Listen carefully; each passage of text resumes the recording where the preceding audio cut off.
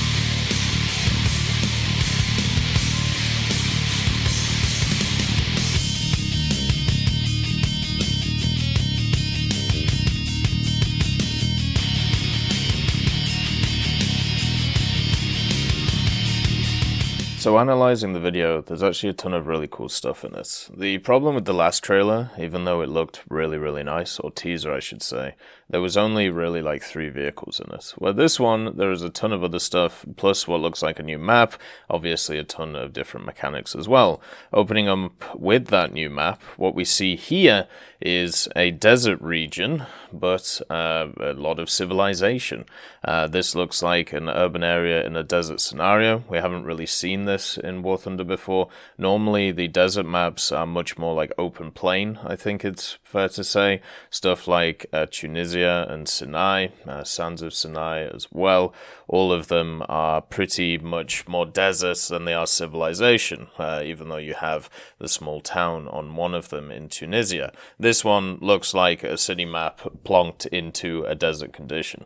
So this will be quite nice, kind of like an expanded American desert is probably the way that I would look at it. A lot of the streets look kind of interesting to fight along.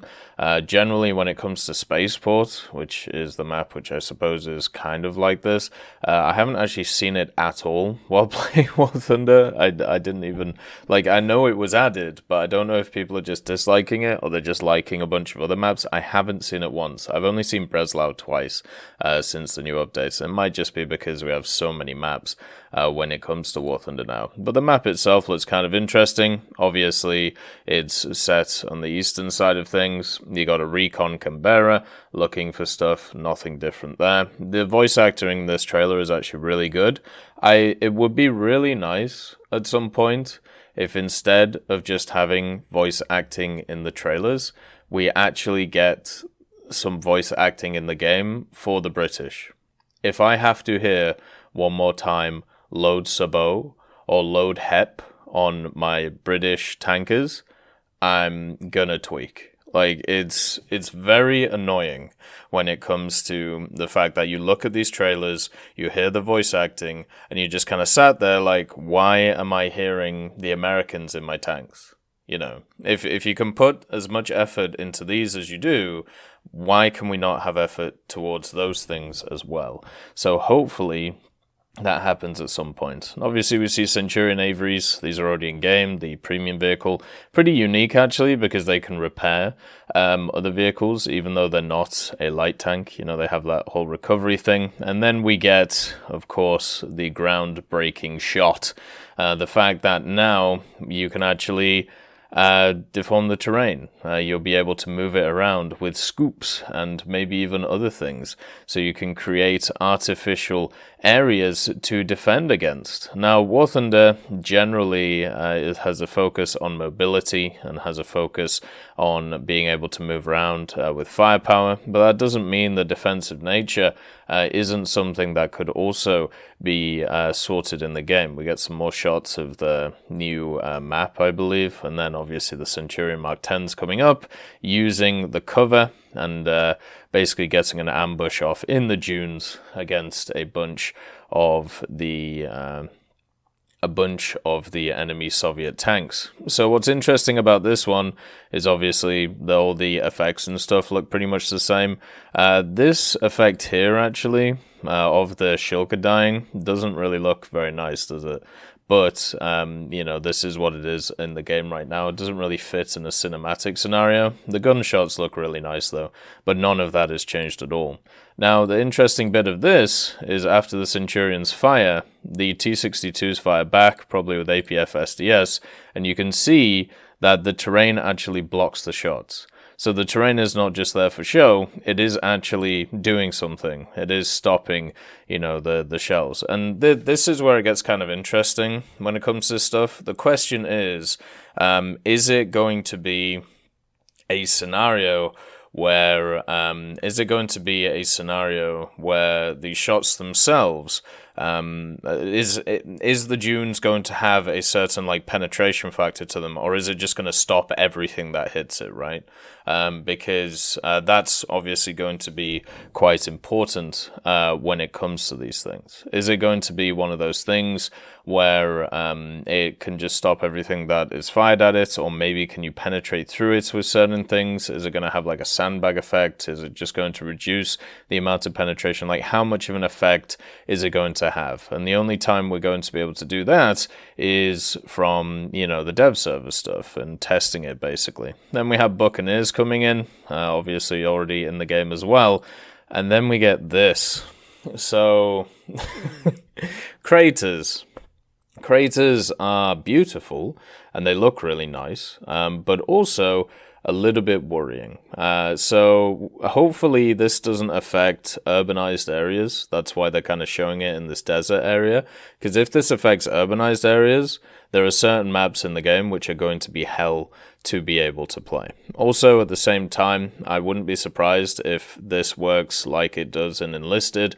So basically, there will be like a minimum floor that you can hit it to. So probably like 1.5 to 2 meters or something. So people being worried, getting like stuck in these things, well, we'll have to test it, obviously, especially with the climbing mechanics of most tanks not being great in War Thunder. But I feel personally it won't be a huge issue when it comes to all of this different stuff. That won't be the problem that a lot of these tanks have when, you know, they get stuck in a hole or anything like that. Generally, another thing to think about as well when it comes to these craters and how they're going to affect the match. Will you be able to use them defensively? Griefing, obviously, is something that has to come to mind. Like, how many people are going to actually use these to, like, bomb their own allied spawn so they can't get out of it?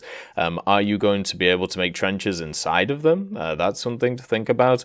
But as I said, if it's anything like the enlisted ones, then I don't think it will have a huge impact. If it is more than that, such as it goes lower, then we're going to have to start having a look. But once again, need to test it at the end of the day. Then after this, we start getting into some of the new vehicles. You can kind of see the depth of some of these craters here, and it looks like about 1.5 to 2 meters, so you should easily be able to get out of these, and you can even use them as cover a little bit. So I don't think, just looking at this here, that it's going to be a huge issue, but we'll see, as I said, when it comes to testing. Then we get into the new vehicles in the last 20 seconds of the video. Everything else was just showcasing the mechanics, which I think is fine. You know, for me personally, I prefer the mechanic stuff anyway. And we get this ship here. And this ship, you do get 2 angles of it. So you've got this one. It's obviously a modern American destroyer. You have the American flag back here. And then the guns also. These are post-World War II, I believe, 5-inch guns. We'll get to that in a second. I'm pretty sure this is exactly the same boat as the one before. I might be wrong about this, but they look very similar in design. And so I have 2 theories about what this is. And I was talking to the guys on, well, I was asking the guys on the Tech Hub about this. And I'm pretty sure this is the USS Mitscher, the DL2, which is this machine that you see right here. This was pre-refit. So this is a post-World War II destroyer. It was laid down in 1949 and launched in 1952. And it actually went through an insane refit where they added a SAM system to it and a bunch of other stuff. But they kept 2 of the Mark 42 5-inch guns, which I'm pretty sure are the 2 that you can see here and here.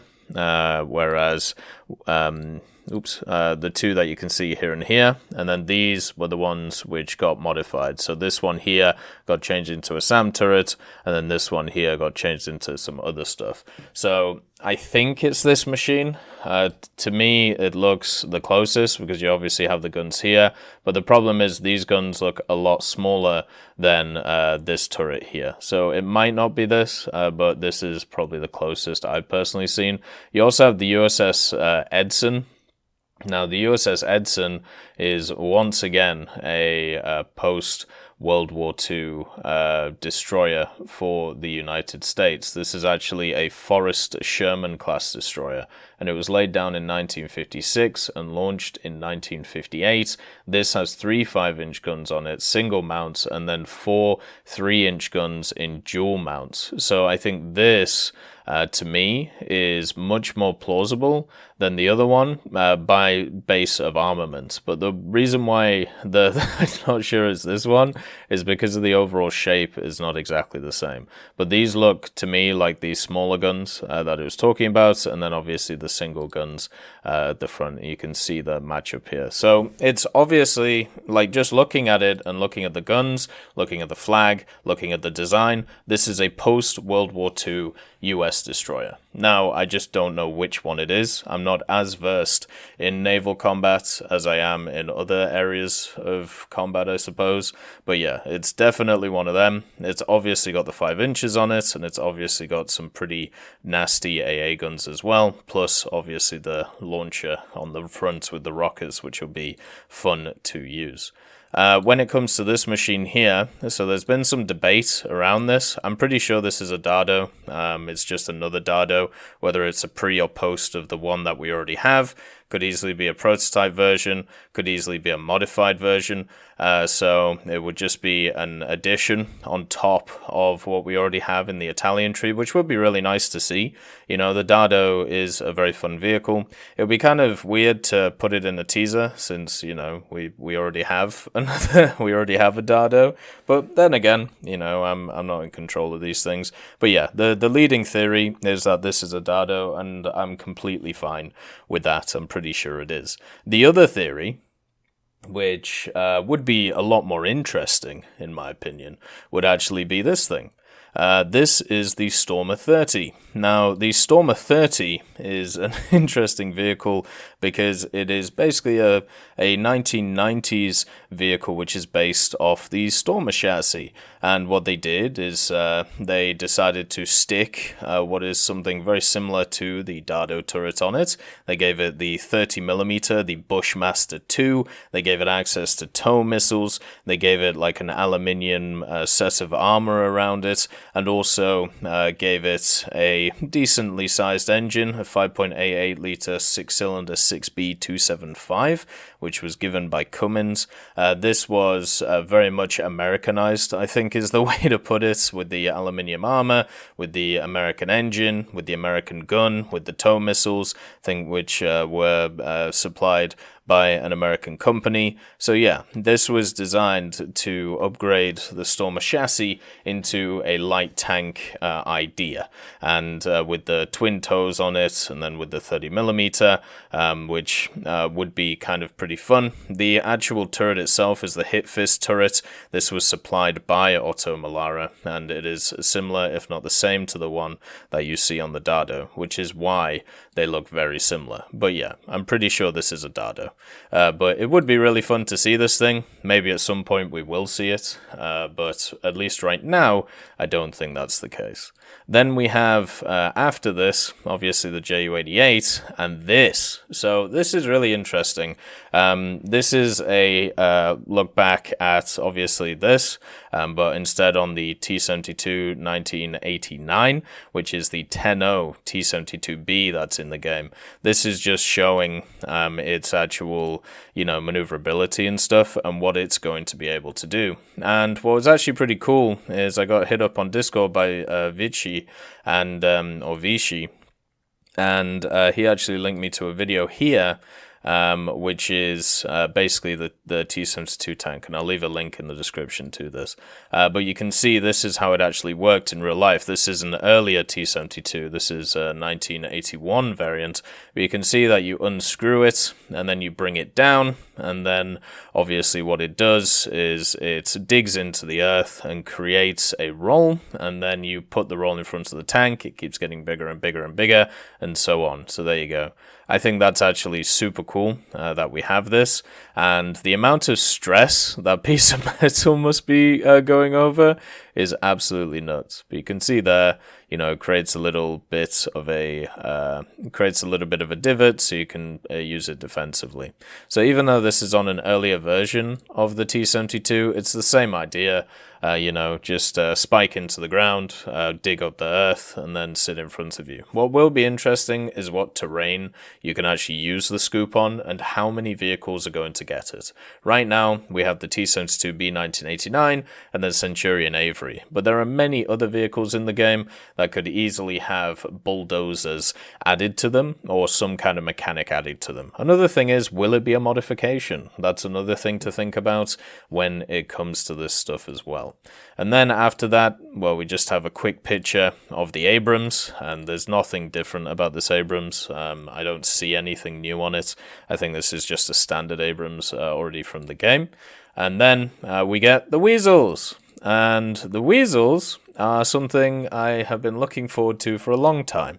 If you don't know what the Wiesels are, they're very fun little German machines that are around the place, and generally what you have from them, they are AWCs, so they're armored weapons carriers. They're pretty much completely designed to support infantry on the ground, and they are also air transportable. So they're mobile, they're fast, they're very similar to the idea of the ELC, which you see from the French. And the three versions you see here are really cool to see as well, because I was wondering how they were going to do this, because the Wiesel was always going to come to game, but there are a bunch of different versions of the Wiesel.